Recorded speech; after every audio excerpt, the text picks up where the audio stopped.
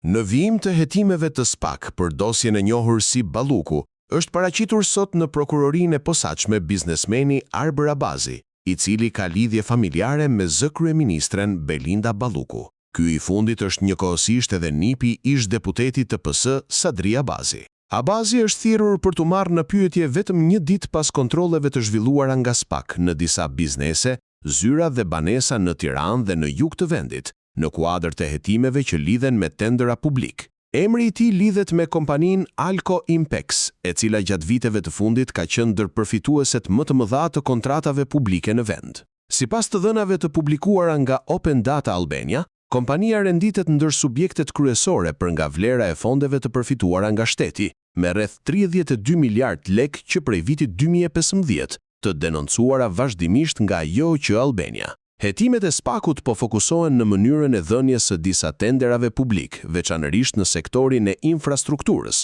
gjatë periudhës kur Ministrinë e Infrastrukturës e drejtonte Belinda Balluku.